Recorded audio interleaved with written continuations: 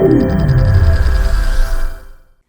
UN Office for Partnerships often operates behind the scenes. In this UN Digest, Acting Executive Director Annemarie Hou chats with the global head of the SDG Strategy Hub, Douda Jabarte, to shine a light on UNOP's work and the future of partnerships.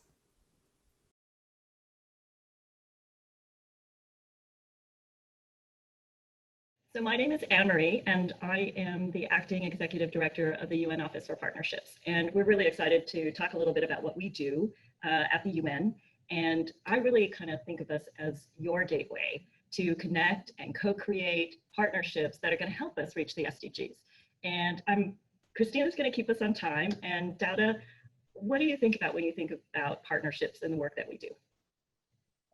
I think it's absolutely essential to the execution and implementation of the Sustainable Development Goals. It's what is the juice behind what needs to happen to get us there. It's about collaboration. It's about shared expectation. It's about making sure that those most in need are lifted and incorporated in all that happens with them in mind at the center of everything. And so the UN Office for Partnerships, just to give a little bit of background, so we are many things, and we try to be, sometimes we're in the background doing a lot of, and just really in that support role of bringing people together, whether it's on the Democracy Fund, whether it's our work with the UN Foundation, whether it's on advocacy or our work with our SDG advocates, who are these amazing, amazing voices who are really out there thinking about how we amplify the messages of what the Sustainable Development Goals can really mean for people and what it's going to take for us to reach them. And I've been really excited to, as a new person, to think about where we are in the COVID response and to see how quickly we were able to pivot and to try some new things to really answer the call of people. And one of those things was this amazing open brief.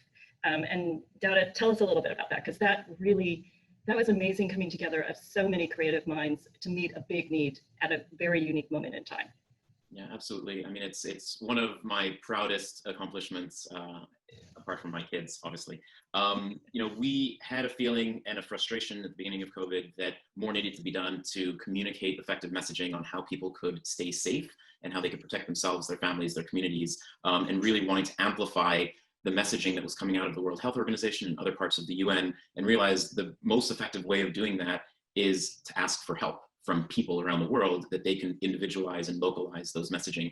We threw together a deck, sent it to about 45 people. Within 3 weeks, 50,000 people had seen it. We had 17,000 submissions from, I think, 100 and something countries, 124 countries or 143 countries, and then had to go through the amazing task of making sure that it's aligned with the messaging that was safe and evolving in the moment, and then making sure that it flooded the internet and social feeds with accurate and authoritative guidance. And it really was a coming together of collaborators and supporters and partners, and the creative community really, really stepping up and internalizing and interpreting these messages in a way that could be communicated effectively.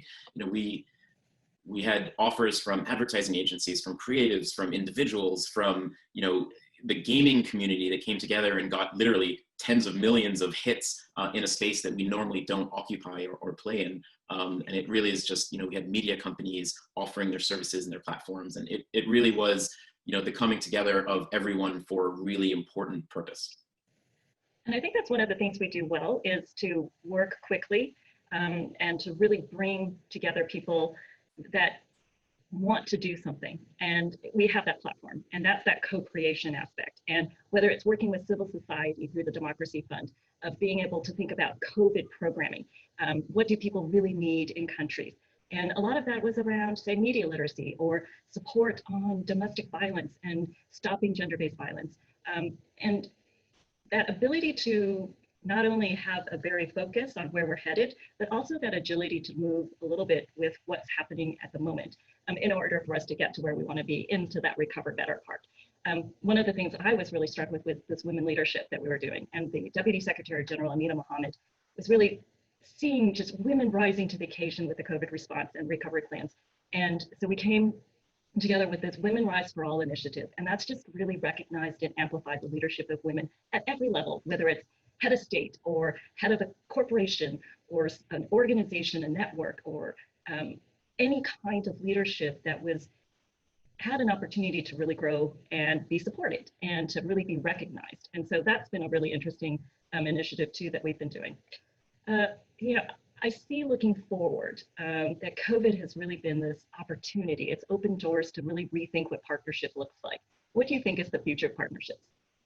Oh, that's a great question. I think it's really a coming together and a recognition that the future is what we choose and what we design. And it's really making decisions where we're bearing in mind the positive impact on people, the positive impact, or at least the not negative impact on planet, to really, really create a more sustainable future. And it's about humility, it's about leveraging capacity, it's about leveraging innovation and ingenuity, and really sort of lifting people up and getting out of the way for them to create a more just future. And it's about holding accountability. You know, we can't forget that the Sustainable Development Goals were agreed upon by every single country around the world, by the leaders of every single country around the world, and that is the framework. And you know, it's about helping empower people to realize what's needed, what they should be doing, what they should be choosing, and how it all comes together. So it's really, really an exciting time. Dada, you mentioned humbleness, and that's something the Secretary General has said, is to really think about our humbleness and how we serve humanity. And I just want to say we had one more project that was really, you know, just in the last couple of weeks coming together with United Nations United, this amazing film that's come together with our SDG advocate, Richard Curtis and team, and with support from everyone from the UN Foundation to all sorts of amazing partners. Tell us a little bit about that one. Yeah, I mean, it's you know, really enveloped around launching the Decade of Action and launching, being more specific about what actions need to be taken and where the transformative change can be lifted from. And you know, 2020 was supposed to be a big year of advocacy and activation.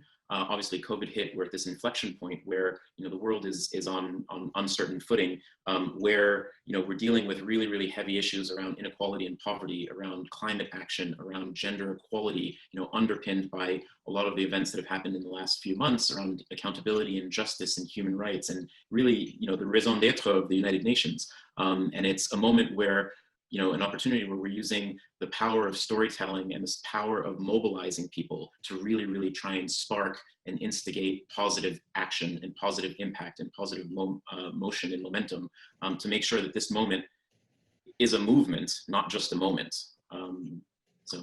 Really, it's about peace, dignity, equality on a healthy planet. And everything we're doing right now is really aimed at that mission and that vision.